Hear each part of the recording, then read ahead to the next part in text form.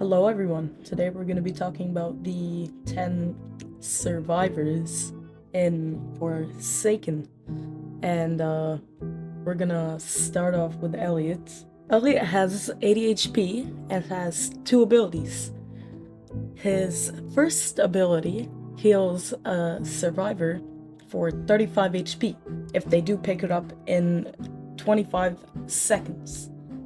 Now take note that Elliot cannot heal himself with his own pizza, and this ability has a cooldown of 50 seconds.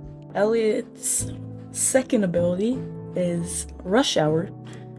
It grants him Speed 3 for 3 seconds after healing any teammate. And when he heals a teammate, he gets a charge. And every time you have a charge, you can use Rush Hour. And this ability has a cooldown of 30 seconds. Now Elliot's playstyle focuses on supporting his teammates by healing and buffing their speed, relying on other teammates to survive. Now we're moving on to Noob. Noob has 100 health, and he has 3 abilities. His first ability is a Bloxicola, which grants him Speed 1 for 10 seconds and removes all slowness. It can only be used twice per round, and has a ability cooldown of 12 seconds. His second ability is Slight Skin Potion, granting him Slight Skin 2 for 6 seconds, reducing damage by a mile. And after it ends, he gets Speed 2 for 2 seconds. And the ability has a cooldown of 65 seconds, and you can only use this ability twice per round. And Noob's third ability is a Ghost Burger, granting him Undetectable 1 and Invisibility 3 for 8 seconds. And while biting into his burger, you lose 40% speed, and when you're done eating the burger, you will gain that speed back. And this ability has a cooldown of 45 seconds. Moving on to Shedletsky with an HP of 100 and has 2 abilities, starting off with Slash. Slash deals 30 damage, stunning the killer for 3 seconds, and he gets Resistance 2 for 0.6 seconds. And this ability has a cooldown of 40 seconds. And his other ability is called Fried Chicken. Fried Chicken restores 5 HP immediately and 35 HP over 10 seconds. And if a killer hits him, it'll be cancelled. And this ability has a cooldown of 70 seconds, and you can only use it twice per round. And his playstyle is another self-reliant survivor with the ability to stun the killer and heal, providing both offense and defense. We're gonna move on to Two Time. He has 80 health, and he costs 500 player points. His abilities are Sacrificial Dagger, Crouch, and Ritual. But before we talk about his abilities, he has an important passive.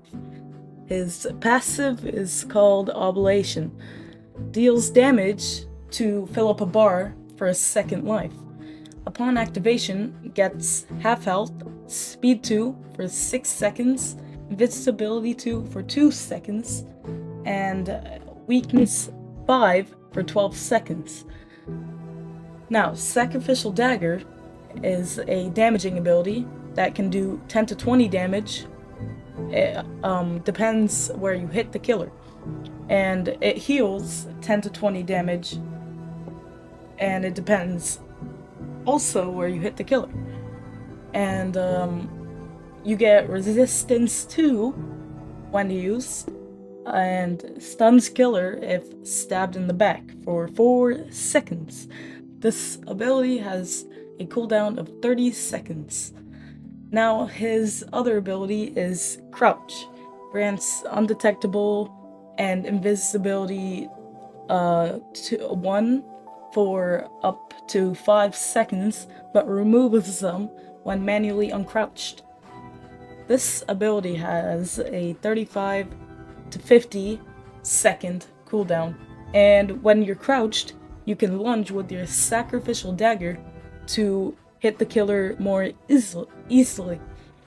And now Ritual sets a respawn point. If the oblation bar that we were talking about earlier is full and you die, you respawn at this point where you put your ritual. And 2-time is a highly self-reliant, able to heal and damage survivor while having a second life. So you're pretty much kind of immortal if you know how to play him. 1337 has 115 health with a cost of 500 player points. His abilities are Block, Charge, and Punch. His first ability grants 1 second of invincibility and slowing movement by 80% for 2 seconds. If the killer hits the block, it restores, and you grant speed 1 and charges for Punch, which we'll talk about in a bit. This ability has a cooldown of 24 seconds. His next ability is Dash, or Charge. He gets 1337 dashes forward, knocking back the killer and locking their abilities, becoming invincible for 1.25 seconds. If missed, applies Slowness 2 for around 5 seconds. This ability has a cooldown of 45 seconds. And finally, his Punch that we were talking about when we were talking about Block stuns the killer for 2 seconds if you use it after not blocking, if you know what I mean. And if you instantly punch after blocking, it's a cool stun time of 3.5 seconds, and Punch has a cooldown of 45 seconds. Guest 1337 has a playstyle of a high risk, high reward survivor who can stun and control the killer if used correctly. But if you're not too good at Guest 1337, I would rather play Shadletsky or Noob. 007 has a health of 100 and costs 600 player points. And he has 3 abilities: Clone, Cold UI, and Inject. Clone creates a clone lasting for 10 seconds, and 007 grants invisibility for 4 seconds and undetectable for 8 seconds. If you touch the clone after 2 seconds, you will gain Weakness 2 for 4 seconds. And this ability has a cooldown of 27 seconds. And now his second ability is Cold UI. He teleports to the farthest point from the killer, and if the killer hits you while doing this ability, you will not teleport and you'll kind of maybe die. And this ability has a cooldown of 50 seconds. Inject. Inject changes the clone's movement type. wanders, pathfinds to the furthest swan, or follows your cursor. And 007 and 7's playstyle is a complex survivor with teleportation and a cloning ability, requiring precise control to succeed. And I'm telling you right now, if you can't play 007 and 7, you won't be the greatest at him. We have Builderman. Builderman is a simple survivor costing 500 player points, and he has 90 HP. His first ability is Sentry Construction. Builderman builds a sentry that targets the killer, dealing damage and applying slowness 2 for 2 seconds until the sentry is broken. You can only have one sentry active at a time, and this ability has a cooldown of 45 seconds. And his second ability is a Dispenser Construction. It heals survivors within 16 studs for 1 HP every second, and you can only have one dispenser active at a time. And this ability has a cooldown of 45 seconds. And Builderman's playstyle is a support focused on supporting the team and providing damage and healing with his sentries and dispensers. Now we have Duscar. He has a health of 90 and he costs 600 player points. His abilities are Spawn Protection and Plasma Beam. Spawn Protection shields an ally with resistance 4, pretty much making him invincible, but Duscar is slowed and cannot sprint.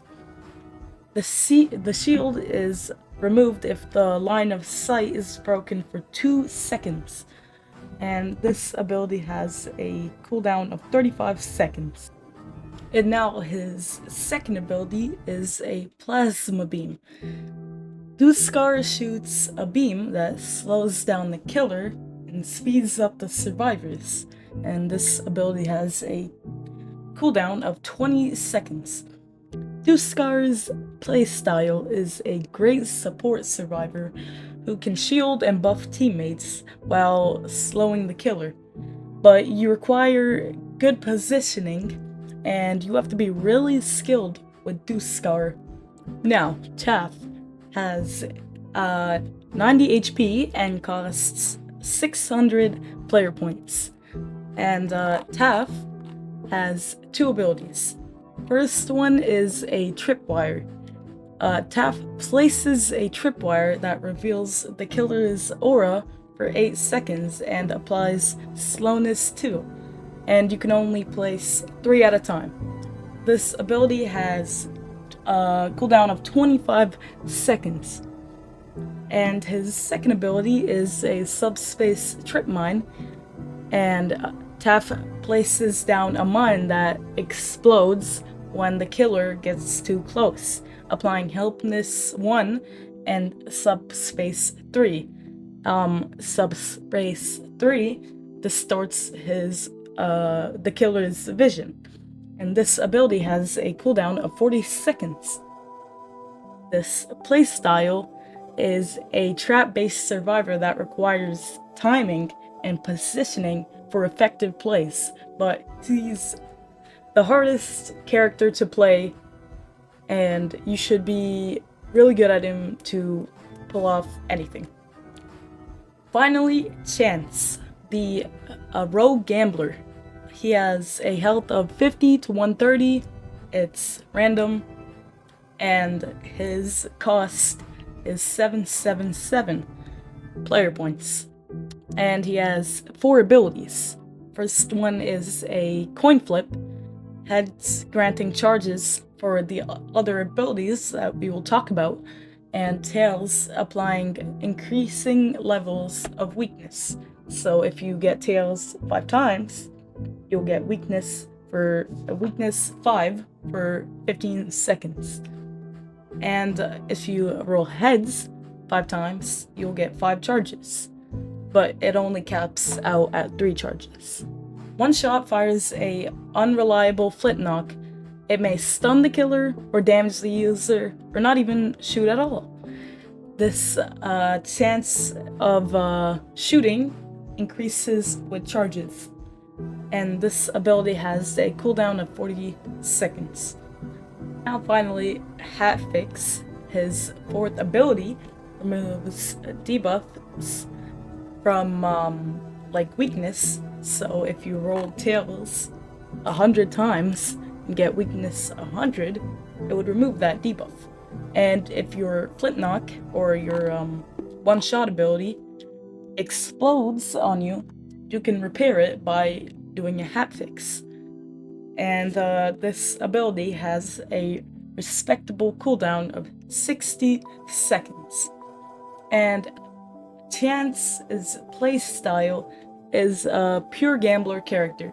If your luck is on your side, you can turn the tide. But if your luck is bad, it can be horrible. If you're lucky though, you'll be very happy.